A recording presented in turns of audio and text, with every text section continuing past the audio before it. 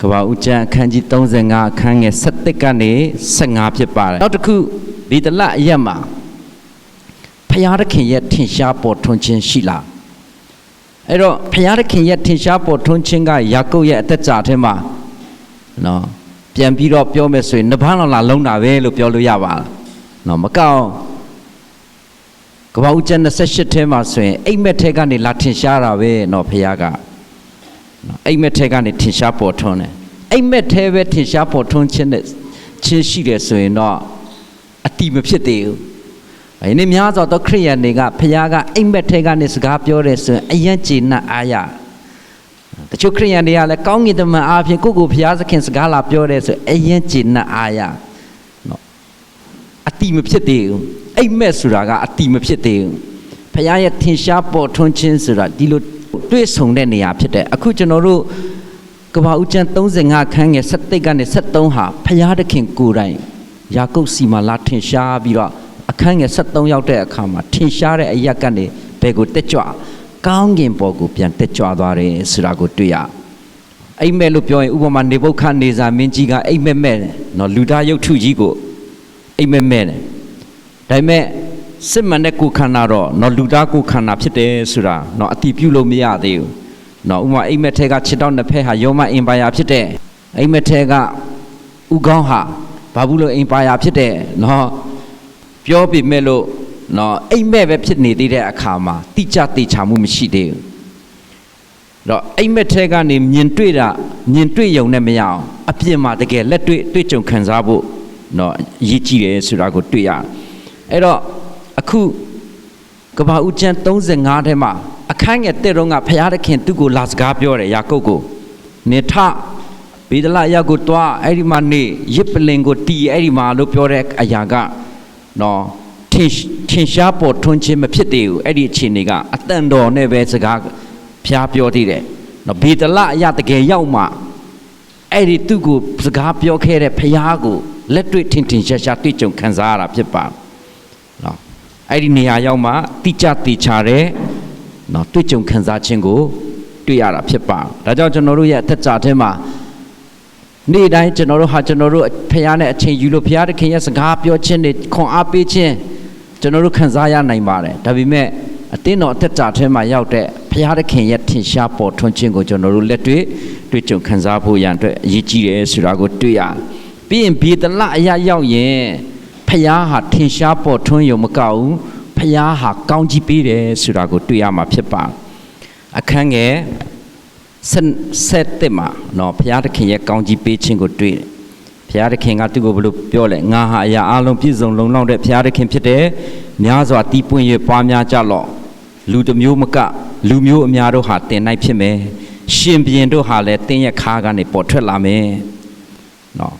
အာဗြဟံနဲ့ဣဇက်အားငါပေးသောမြေကိုတင်းအားငါပေးမည်ထိုမြေကိုတင်းနောက်၌ဖြစ်သောတင်းဤမျိုးစေ့အားလည်းငါပေးမည်ဆိုပြီးတော့နော်ဘုရားသခင်ရဲ့ကောင်းကြီးပေးခြင်းကိုတွေ့ရတာဖြစ်ပါဒါဆိုရင်ဘေဒလအရာရောက်တဲ့အခါမှာဘုရားရဲ့ကောင်းကြီးဟာတကယ်လက်တွေ့ဖြစ်လာတကယ်စစ်မှန်ခြင်းဖြစ်ပါပိညင်လအရာမှာတော့ကဘုရားနဲ့နှစ်ပန်းလုံးပြီးတော့ဘုရားကောင်းကြီးမပေးဘူးလားငါ့ကိုကောင်းကြီးမပေးရင်နေ့ကငါမလုပ်ဘူးလို့ပြောပေမဲ့ပိညေလအရမှာပေးတဲ့ကောင်းကြီးကနီလန်းမပါအောင်အခုဘေဒလအရမှာရောက်တဲ့အခါမှာဖျားကိုယ်တိုင်ထင်ရှားပြီးတော့ပေးတဲ့ကောင်းကြီးကလက်တွေ့ပါနာမည်အစ်ကိုလည်းပြောင်းပေးတယ်ယာကုပ်ကိုအခုချိန်ကနေစပြီးတော့နေ့ရက်နာမည်ကိုယာကုပ်လို့မခေါ်ရဘူးဣသရေလလို့ခေါ်ရမယ်ဆိုတော့ဒီနာမည်ကဘယ်ချိန်ကလေးကပေးလဲပိညေလအရကလေးကပေးတဲ့နာမည်ဖြစ်ပါဒါပေမဲ့ပိညင်လအရာကလေးကအဲ့ဒီဣသရေလနာမည်ကိုရပေမဲ့တကယ်လက်တွေ့အသက်ရှင်တဲ့အခါမှာအဲ့ဒီဣသရေလရဲ့နာမည်နဲ့သူအသက်မရှင်မဲနဲ့ယာကုပ်နာမည်နဲ့ပဲသူအသက်ရှင်တယ်ယာကုပ်နာမည်နဲ့ပဲသူလူယူလက်စားလို့ရသမျှသူလူယူလက်စားသေးတယ်ဒါကြောင့်မလို့ပိညင်လအရာကရရှိခဲ့တဲ့နာမည်ဣသရေလကိုအခုဘေဒလအရာမှာပြန်ပြီးတော့ခေါ်အတိတ်ဘက်ကဘေဒလအရာရောက်ရင်ယာကုပ်ရဲ့ဖြစ်ခြင်းတခုမှမယူလို့မရအောင်ဣသရေလရဲ့ဖြစ်ခြင်းပဲဣသရေလဆိုတာကျွန်တော်အရင်တပတ်ဝင်ငှသွားတယ် EL ဆိုတဲ့ဖျားကိုပဲဘခုပြုတဲ့အသက်တာပဲဖြစ်တယ်နော် Christ Center နဲ့အသက်ရှင်ရ Set Center နဲ့အသက်ရှင်လို့မရအောင်ကိုယ့်ရဲ့ကိုယ်ပိုင်နော်ယက်တီချက်နဲ့မရအောင် ဆိုတော့နော် Israel ဆိုတာက El Israel နော်တနည်းအားဖြင့် EL နဲ့ဆုံးတက်တဲ့ El Israel ဖျားလူအနေနဲ့အသက်ရှင်ရအဲ့တော့နော်အတ္တတော်ပုံတရံပြောင်းလဲခြင်းနော်ရှိတဲ့အတ္တကြနဲ့အသက်ရှင်ရခြင်းဖြစ်တယ်အဲ့ဒီဗေဒလအရာရောက်တဲ့အခါမှာနောက်တစ်ခုကဖျားရဲ့ဂတိတော်ကိုရဆိုတော့ဖျားရဲ့ဂတိတော်နဲ့ပတ်သက်ပြီးတော့ဖျားကပထမဆုံးပြောတဲ့စကားနော်ကဘာဦးကျမ်း35အခန်းငယ်17မှာဖျားသခင်ကသူ့ကိုဘယ်လိုပြောလဲငါဟာအရာအလုံးလုံလောက်ပြည့်စုံတဲ့ဖျားသခင်ဖြစ်တယ် El Shaddai လို့အဓိပ္ပာယ်ရဒါဆိုရင်တော့ဖျားရဲ့အမီနာမနဲ့ပတ်သက်ပြီးတော့ကဘာဦးကျမ်းအခန်းကြီး1မှာဖန်ဆင်းခြင်းနဲ့ပတ်သက်ပြီးတော့ဖျားကသူ့ကိုယ်သူ Elohim လို့သူ့ကိုယ်သူဖော်ပြကဘာဦးကျမ်းနဲ့ရောက်တဲ့အခါမှာယေဟောဝါဖျားအနေနဲ့နော်အမီနာမယေဟောဝါဆိုတဲ့အမီနာမကသခင်ဖျားဆိုတဲ့အမီနာမနဲ့တူပါတယ်အဲ့ဒီ El Shaddai ဆိုတဲ့ငါဟာလုံလောက်ပြည့်စုံတဲ့ဖျားသခင်ဖြစ်တယ်ဆိုတဲ့နာမကဟိုးကဘာဦးကျမ်းဆက်ခွန်အခန်းငယ်1မှာတော့ကအာဗြဟံကိုပြီးခဲ့ဖူးပါနော်အခုတစ်ချိန်ကဘာဦးကျမ်း35ရောက်တဲ့အခါမှာယာကုပ်ကိုလာပြီးတော့နော် El Shaddai အနေနဲ့ပေးတယ်အရာအလုံးပြည့်စုံလုံလောက်တယ်ဆိုတာဘာအတွက်လဲတိဆောက်ဖို့အတွက်ဖြစ်ပါတိဆောက်ဖို့အတွက်လုံလောက်တယ်ဆိုတာကိုတွေ့ရတယ်ဆိုတော့ဖျားဟာသူရောက်လာရင်နော်သူရဲ့ဂတိတော်ပါဖျားရဲ့နော်ဖျားရဲ့ဂတိတော်လို့ပြောရင်နော်ယာကုပ်ကိုသူယာကုပ်ရဲ့ဖြတ်တန်းလာတဲ့ခရီးစဉ်ထဲမှာယာကုပ်ကိုသူဒီဗေဒလအရာရောက်မှတိကျတိချတဲ့ဂတိကိုပေးတာဖြစ်ပါနော်ဥပမာကဘာဦးကျမ်း31မှာနော်ပါဒနာရန်အရာမှာတော့ကဂတိမရခဲ့33ရောက်တဲ့အခါမှာသူကုတ်အရာရောက်ပါအဲ့ဒီမှာလဲရှေခင်အရာလဲရောက်ပါတယ်ဒါပေမဲ့အဲ့ဒီအရာမှာဖျားဟာသူ့ရဲ့ဂတိတော်ကိုမရခဲ့ဘူးဒါပေမဲ့ဗေဒလအရာရောက်မှဖျားဟာသူဘယ်သူဖြစ်လဲဆိုတာဖော်ပြပြီးတော့ဂတိပေးတာဖြစ်ပါဆိုတော့ဖျားရဲ့ဂတိတော်ကဘာတွေလဲနံပါတ်1တစ်ခုတိုးပွားများပြားစေခြင်းဆိုတဲ့ဂတိပဲဖြစ်ပါဆိုတော့တိုးပွားများပြားတယ်လို့ပြောရင်ဘာနဲ့တရံတူလဲဆိုတော့ဧဝံဂေလိတရားဟောခြင်းနဲ့တရံတူတာဖြစ်ပါနော်ဧဝံဂေလိတရားဟောရင်းနဲ့နော်ဘာတိုးပွားသွားလဲဆိုတော့ဖျားရဲ့တားတွေတိုးပွားခြင်းကိုဆိုလို့ရဆိုတော့အဲ့ဒီမှာတိုးပွားခြင်းလို့ပြောရင်လေသူကနှစ်ပိုင်းရှိတယ်မြင်ရတဲ့အပိုင်းနဲ့မျက်မြင်မရတဲ့အပိုင်းရှိပါတယ်အဲ့တော့ဓမ္မဟောင်းမှာတော့ကတော့မျက်မြင်ရတဲ့အရာတိုးပွားခြင်းကိုကျွန်တော်တို့ကရည်တွက်လို့ရတယ်ရည်တွက်လို့ရတယ်တိုးအုပ်ဘလောက်လဲတိုးစုဘလောက်ရှိလဲရည်တွက်လို့ရတယ်ဒါပေမဲ့ဖခင်ကဘလောက်ဓမ္မဟောင်းခေတုန်းကနော်ခွင့်ပြုတယ်ဆိုရင်တော့အကန့်အသတ်နဲ့ခွင့်ပြုပါတယ်ဒါဝိဒ်ရဲ့အသက်တာမှာသူ့ရဲ့စစ်သားပဲ2ယောက်ရှိတယ်ရည်တွက်တာနဲ့သူကြဆင်းတာပဲဓမ္မတစ်ခေတ်မှာကျွန်တော်တို့ကတော့ရည်တွက်လို့မရတော့နော်ငါအားဖြင့်ပြောင်းလဲတာပဲ2ယောက်လဲငါအားဖြင့်ဝိညာဉ်ကယ်တင်ခြင်းရတာပဲ2ယောက်လဲဟုတ်လားငါရေပဋိဇံပြီးခဲ့တာပဲ2ယောက်လဲကွာနော်ငါတင်နှံဖွင့်တာပဲ2ကြိမ်မြောက်ရှိပြီလဲနော်အဲ့ဒါတွေတွားရည်တွက်ရင်တော့ကိုယ့်ရဲ့အသက်တာကြဆင်းခြင်းပဲဖြစ်မှာဖြစ်ပါဆိုဒီနေရာမှာတူပွားခြင်းဆိုတဲ့ဗေဒလအရာမှာရှိတဲ့ဂတိတော်နဲ့ဆိုင်တဲ့တူပွားခြင်းကဝိညာဉ်ဆိုင်ရာတနည်းအားဖြင့်အသက်ဆိုင်ရာဖြစ်တယ်နော်ဒါကြောင့်အတွင်းပိုင်းဆိုင်ရာတူပွားခြင်းကိုကျွန်တော်တို့မြင်ဖို့လို့အဲ့တော့ဖခင်ဟာသူကိုယ်သူ El Shaddai ငါဟာလုံလောက်ပြည့်စုံတဲ့ဘုရားသခင်ဖြစ်တယ်လို့ပြောပြီးရုံမကောက်ဘူးဂတိတော်ကတူပွားများပြားခြင်းရှိလို့ဆိုပြီးတော့ပြောတာဖြစ်ပါဒါကြောင့်မလို့ကျွန်တော်တို့ဟာတင်းတော်တက်ကြမှာရှိတဲ့အခါမှာတူပွားများပြားခြင်းရှိဖို့လို့တူပွားများပြားခြင်းဆိုတာဟုတ်ကနာကျွန်တော်တို့မြင်ရတဲ့အရာမဟုတ်ပါဘူး။အိုးငါတို့ဖျားเจ้าလာတာဒီတစ်ပတ်လူအပြည့်ပဲ။အိုးလူတွေအများကြီးပဲအဲ့ဒီလိုလိုက်ပြီးတော့အပြင်ပန်းဆိုင်ရာတူပွားအချင်းများပြားခြင်းကိုတွားပြီးတော့မဝါကြွားရအောင်တွားမရက်တီရအောင်တွားမရည်တွေ့ရအောင်ဒါဆိုကိုယ့်ရဲ့အသက်တာကြဆင်းခြင်းဖြစ်သွားကိုယ့်ရဲ့အသက်တာထဲမှာခရစ်တော်ဘလောက်တူပွားသွားလဲဆိုတာကိုကြည့်ရကိုယ့်ရဲ့အသက်တာထဲမှာအသက်ဆိုင်ရာဖခင်ဘလောက်ထိနေရရသွားလဲခရစ်တော်ဘလောက်အမြတ်ရသွားလဲနော်ခရစ်တော်ကိုကိုယ့်ရဲ့အသက်တာထဲကနေဘလောက်ထိဖြန့်ဖြူးမြတ်ဝေလိုက်ရလဲဆိုတဲ့အကြောင်းအရာကနော်စစ်မှန်တဲ့တူပွားခြင်းပဲဖြစ်ပါဆိုတော့နောက်ထပ်ဂတိတော်နံပါတ်1တစ်ခုကပါလဲလူတစ်မျိုးမကဘူးတဲ့လူမျိုးအများဟာတင်နိုင်ဖြစ်မယ်တဲ့နောက်တစ်ခုရှင်ဘုရင်တို့ဟာသင်ရဲ့ခါကနေပေါ်ထွက်လာလိမ့်မယ်လို့ပြောပါနော်ရှင်ဘုရင်ကသင်ရဲ့ခါဆိုတာသင်ရဲ့အမျိုးအနွယ်ထဲကနေရှင်ဘုရင်မျိုးထွက်လာမယ်လို့ပြောတာဆိုတော့ဒီနေရာမှာနိုင်ငံရေးနဲ့ဆိုင်တဲ့နိုင်ငံတော်နဲ့ဆိုင်တဲ့အရေးဖြစ်ပါ ဆိုယာကုပ်အဖြစ်သူ့ရဲ့သားစဉ်မြေးဆက်ဟာနောက်ပိုင်းမှာဣသရေလနိုင်ငံဖြစ်လာဣသရေလနိုင်ငံကနေဒါဝိဒ်ရဲ့ဒါဝိဒ်တို့ရှောလုမုန်တို့အဖြစ်တည်ထောင်တဲ့နိုင်ငံရှိလာဆိုအဲ့ဒီနိုင်ငံမျက်မြင်ရတဲ့နိုင်ငံဣသရေလနိုင်ငံအဲ့တော့သခင်ယေရှုကြွလာတဲ့အခါမှာအဲ့ဒီနိုင်ငံတော်နဲ့ဆိုင်တဲ့အကြောင်းကိုသခင်ယေရှုကအဓိကဟောတော့သခင်နောက်လိုက်တဲ့ဣသရေလလူမျိုးတွေကသူတို့ကဒါဝိဒ်ရဲ့နိုင်ငံလို့ပြောရင်မျက်မြင်ရတဲ့နိုင်ငံဣသရေလနိုင်ငံပဲသူတို့ကလိုချင်တော့ကိုတော့ပြန်တက်ကြွတော့မယ်အခုထိငါတို့နိုင်ငံပြီးမယ်ဆိုတော့ဘယ်မှာလဲသခင်ယေရှုကသူတို့ကိုနေတို့ဆွတောင်းပြီးတော့စောင့်နေယေရုရှလင်မြို့မှာပဲစောင့်နေတရှင်တော်ဝိညာဉ်တော်ဆင်းကြွလာတဲ့အခါမှာနေတော့တကူကိုခံရပြီးတော့ယေရုရှလင်မြို့ကနေစပြီးယူဒပြည်ရှာမရိပြည်မြေကြီးစွန်းတိုင်အောင်ငါရဲ့သက်သေဖြစ်မယ်လို့ပြောပါတကယ်ပဲ10ရက်စောက်တဲ့အခါမှာဝိညာဉ်တော်ရဲ့တွန်းလောင်းခြင်းကိုသူတို့ခံစားရသူတို့ဟာအမျိုးမျိုးသောဘာသာစကားနဲ့လိုက်ပြီးတော့ဧဝံဂေလိဝေငှတဲ့အခါမှာလူ3000ပြောင်းလဲလူ9000စသည်ဖြင့်အသင်းတော်ဟာတိုးပွားခြင်းတရက်သင်းဝယ်သူတွေဟာများပြားတယ်ဆိုတာကိုဖော်ပြတာဖြစ်ပါဒါကြောင့်မလို့ဒီနိုင်ငံဒီမျက်မြင်ရတဲ့အရာမဟုတ်ဘူးမျက်မြင်မရတဲ့နိုင်ငံတော်ကိုခရစ်တော်ကလာတည်ထောင်တယ်ဆိုတာကိုတမန်တော်တွေကသိမြင်ပြီးတော့အဲ့တမန်တော်တွေအဖြစ်ယနေ့အသင်းတော်ဟာတည်ဆောက်လာပြီးတော့အဲ့ဒီအသင်းတော်ဟာယနေ့နိုင်ငံတော်ဖြစ်လာမှာဖြစ်ပါဒါကြောင့်မလို့အသင်းတော်ဆိုတဲ့စကားလုံးကဓမ္မသစ်ကျမ်းမှာဘယ်ကနေအစပြုတကယ်ယေရှုကသူဘယ်သူဖြစ်လဲမေးတဲ့အခါမှာရှိမုန်ပေတရုကဖြေတယ်ကိုတော်ဟာခရစ်တော်သည်ဟူတဲ့ဘုရားသခင်ရဲ့သားတော်ဖြစ်တယ်လို့ဖြေတဲ့အခါမှာပေတရုကိုသခင်ယေရှုကမင်္ဂလာရှိတယ်လို့ပြောတယ်ရှိမုန်ဘာယောနာသင်ဟာမင်္ဂလာရှိတယ်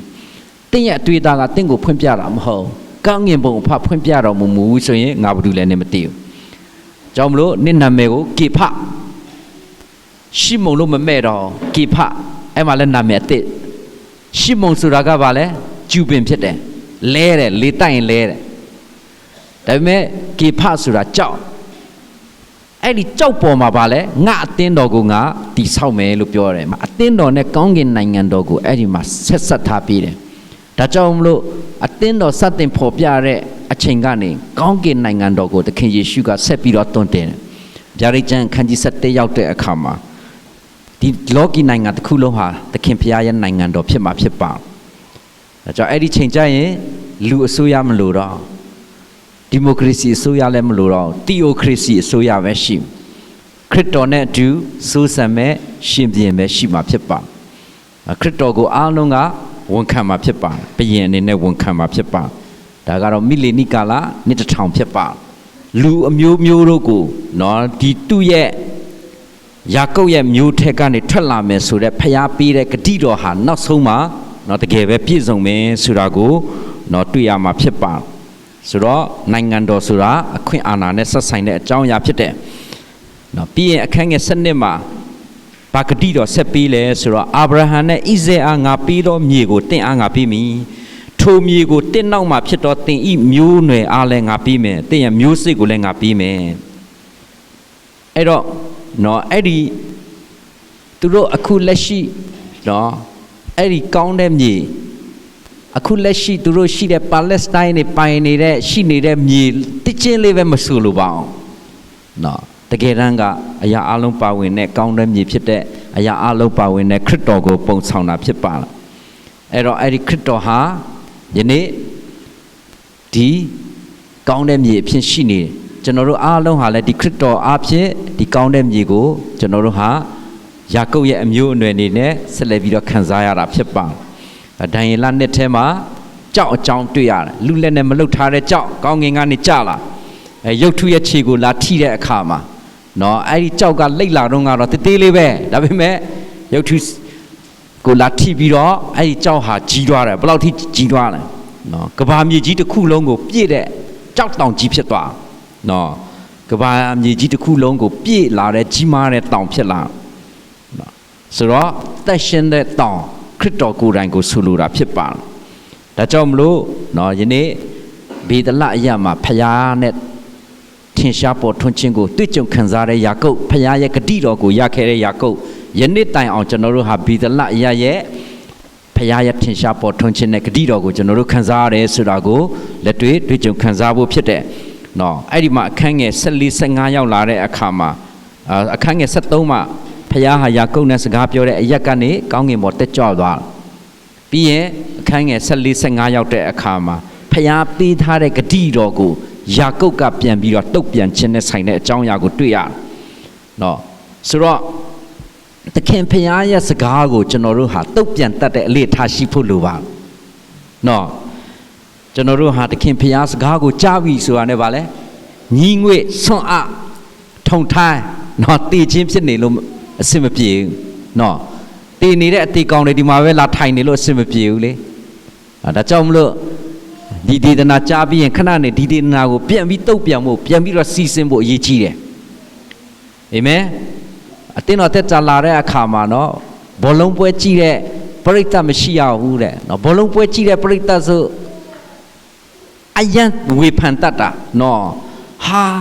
နော်ရိုနယ်ဒိုကအဲ့ဒီလိုတွင်းလိုက်ပြီးရောမက်ဆီကအဲ့လိုခောက်ပြီးတွင်းလိုက်ပြီးရောနော်ဟိုကဘာကျော်ကြီးကိုတွားပြီးတော့ဝေဖန်လို့မဆုံးအဲ့ဒါဘောလုံးပွဲကြည့်တဲ့ပရိသတ်ဖြစ်တယ်နော်တကယ်တော့အတင်းတော်တက်ကြဆိုတာဘောလုံးပွဲကြည့်တဲ့ပရိသတ်မရှိဘူးတဲ့ဘောလုံးပွဲထဲမှာဝင်ကစားတဲ့ကစားသမားပဲရှိဖို့လို့နော်အထဲမှာပဲဝင်ကစားတဲ့တက်ကြရှိဖို့လို့အဲ့တော့ယနေ့ကျွန်တော်တို့ရဲ့တက်ကြထဲမှာနော်ဘောလုံးပွဲပရိသတ်မဖြစ်ဖို့လို့တင်းတော်ကတော့လာပါတယ်တင်းတော်စီဝေးခြင်းတော့လာတယ်ဘာတုံ့ပြန်မှုမှမရှိတကယ်ပဲနှုတ်ကပတ်တော်ဟောတဲ့အရာကိုလည်းတုံ့ပြန်မှုမရှိသိခြင်းနဲ့ပဲကျွန်တော်တို့ကလာထိုင်နေလို့မရအဲ့တော့ယာကုပ်ကသူ့ရဲ့တုတ်ပြန်တဲ့နီလန်းကိုကြည့်ရအောင်နံပါတ်1တစ်ချက်ကြောက်တိုင်ကိုစိုက်ထူခြင်းအပြင်သူဟာတုတ်ပြန်တယ်အဲ့တော့ကပ္ပဦးကျမ်းခန်းကြီး35အခန်းငယ်14မှာဘုရားသခင်နှုတ်ဆက်၍မိန့်တော်မူရာအရာ၌ယာကုပ်သည်ကြောက်တိုင်ကိုစိုက်၍နံပါတ်1တစ်ချက်ယာကုပ်ဘာလုပ်လဲကြောက်တိုင်ကိုစိုက်တယ်အဲ့ဒီကြောက်တိုင်ကကပ္ပဦးကျမ်း28တုန်းကလည်းသူစိုက်ပါတယ်သူအုံထားတဲ့ခေါင်းအုံကြောက်ခေါင်းအုံကိုသူဟာနော်ကြောက်တိုင်အဖြစ်စိုက်ပြီးတော့ဘီတလအရာအနေနဲ့မှတ်တိုင်အနေနဲ့သူထီပါတယ်အခုချိန်မှာလဲသူဟာတဖန်ပြန်ပြီးတော့ဒီကြောက်တိုင်ကိုပြန်ပြီးတော့ဆောက်တယ်နော်ဒုတိယအကြိမ်ပြန်ပြီးတော့ဘီတလအရာမှာဒီကြောက်တိုင်ကိုတီချင်းအဖြစ်ဖခင်ရဲ့ဂတိတော်ကိုသူတုတ်ပြန်တယ်ဆိုတာကိုတွေ့ရတယ်နောက်ထပ်နံပါတ်1တစ်ခုသူတုတ်ပြန်တဲ့အရာကအဲ့ဒီကြောက်ဖျားပေါ်မှာသူဘာပူဇော်လဲဆိုတော့တွန်းလောင်းရာပူဇော်တက်ကာကိုသူလောင်းတယ်တဲ့ဆိုတော့တွန်းလောင်းရာပူဇော်တက်ကာဆိုတဲ့အရာနော်အဲ့တော့ကပ္ပဦးကျမ်း28တုန်းကလည်းနော်ဒီကြောက်ကိုမှတ်တိုင်ဖြစ်စေပြီးတော့သူထူပြီးတော့ကြောက်ပေါ်မှာနော်စီကိုလောင်းပါတယ်အခုချိန်မှာယာကုပ်ဗေဒလအရာကိုပြန်ရောက်တဲ့အခါမှာကြောက်တိုင်အနေနဲ့လှုပ်ပြီးုံမကောက်စီလောင်းယုံမကောက်သူဘာလုပ်လဲသုံးလောင်းရပူဇော်တက်ကာကိုလည်းလောင်းတယ်တဲ့အလုတ်ပူသွားတယ်ယာကုပ်ရဲ့တက်ကြထဲမှာဆိုတော့ကြောက်ဖျားပေါ်မှာသူစီမလောင်းခင်မှာသူဘာအရင်လှုပ်လဲသုံးလောင်းရပူဇော်တက်ကာကိုအဲ့ဒီကြောက်ဖျားပေါ်မှာသူဟာအရင်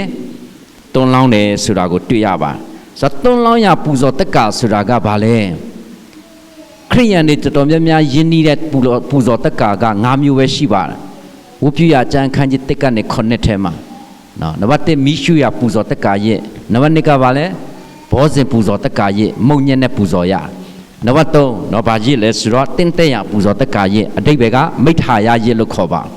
နော်နံပါတ်4ကဘာလဲဆိုတော့အပြည့်ဖြေရရဲ့နော် sin offering ဖြစ်တယ်ပြီးရင်နံပါတ်5ကဘာလဲဆိုတော့လွန်ကျူးရပူဇော်တက်ကာရဲ့ဇာယုရတန်ကျမ်းထဲမှာတော့ဒုစရိုက်အပြစ်ဖြေရရဲ့လို့ဘာသာပြန်ထားပါတယ်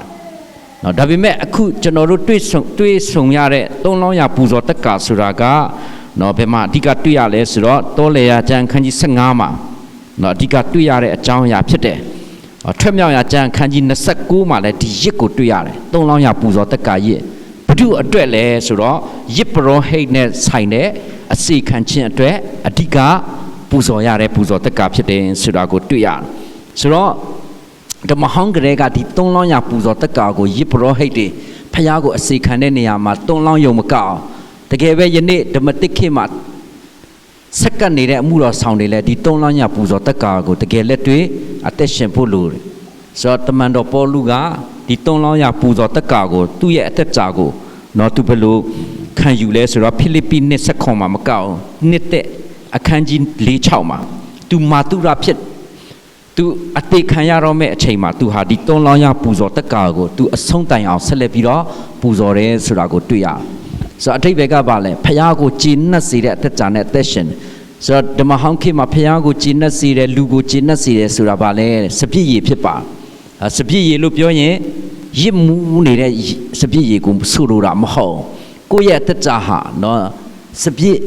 ရည်အဖြစ်အညစ်ခံပြီးတော့ချုံမြိန်ခြင်းနဲ့ဖခင်ကိုကြည်နှက်စေတဲ့အသက်တာဖြစ်ခြင်းကိုဆိုလိုတယ်ဒါကြောင့်မလို့လွန်ကျူးစေတဲ့စပြည့်ရည်ကိုနော်ရှောင်ပြီးတော့ဝိညာဉ်တော်နဲ့မိမိရဲ့တက်တာကိုပြည့်စေရတယ်ဝိညာဉ်တော်နဲ့ပြည့်လာတဲ့အခါမှာတော့ကောင်းတဲ့စပြည့်ရည်ဖခင်ကိုကြည်နှက်စေတဲ့စပြည့်ရည်ဖြစ်လာအဲ့ဒီအရာကတွန်းလောင်းရပူဇော်တက်ကာကိုပူဇော်လို့ရတဲ့တက်တာဖြစ်သွားတာဖြစ်ပါဆိုတော့နောက်တစ်ခုယာကုပ်တုတ်ပြန်တဲ့အကြောင်းအရာနံပါတ်3ကအဲ့ဒီကြောက်ပေါ်မှာစီကိုတွန်းလောင်းတယ်နော်အဲ့ဒီအရာကကပ္ပဦးကျမ်း28ကလေးကလှုပ်ဆောင်တာဖြစ်ပါတယ်ဒါပေမဲ့ဒီတစ်ချိန်မှာပြန်ပြီးတော့လှုပ်ဆောင်တယ်အတိတ်ဘက်ကဖခင်ရဲ့အိမ်တော်တိဆောက်ခြင်းထဲမှာတွန်းလောင်းစီတွန်းလောင်းခြင်းတနည်းအားဖြင့်ဝိညာဉ်တော်ရဲ့တွန်းလောင်းခြင်းနော်အရေးကြီးပါတယ်တကယ်ပဲနော်ပင်တေကုတ်တင်နေ့မှာဝိညာဉ်တော်ရဲ့တွန်းလောင်းခြင်းကိုခံရတဲ့ပေတရုနဲ့တမန်တော်တွေအားဖြင့်ယနေ့ကနဦးအတင်းတော်အစပြုခဲ့တာဖြစ်ပါဒါကြောင့်မလို့အိမ်တော်အစပြုတဲ့အရာ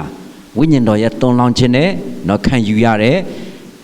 နော်နေရာဖြစ်တယ်ဆိုတာကိုနားလည်ရတယ်နောက်ထပ်နံပါတ်4တခုယာကုပ်ရဲ့တုတ်ပြန်ခြင်းကပါလဲဆိုတော့ဘေတလလို့တဖန်ပြန်ပြီးတော့သမုတ်တယ်ဆိုတာကိုတွေ့ရတယ်အခန်းငယ်15မှာဘုရားသခင်စကားပြောသူ့ဘုရားသခင်စကားပြောတော်မူတော့ထိုအရာကိုလည်းဘေတလဟူ၍တဖန်သမုတ်ပြန်လေ၏အဲ့တော့နော်ကပ္ပဦးကျမ်း28တုန်းကသူအိမ်မက်မဲ့တဲ့အခါမှာဘေတလအရာလို့သူမက်ခေါ်တာဖြစ်မက်ခေါ်ခဲ့ပါတယ်အခုကပ္ပဦးကျမ်း35ရောက်တဲ့အခါမှာနောက်ထပ်တစ်ခေါက်ပြန်ပြီးတော့ဘေတလလို့ပဲမက်ခေါ်တာဖြစ်ပါတယ်ဘေတလရဲ့အဓိပ္ပာယ်က EL နဲ့ဆုံးတဲ့ L ဆိုတဲ့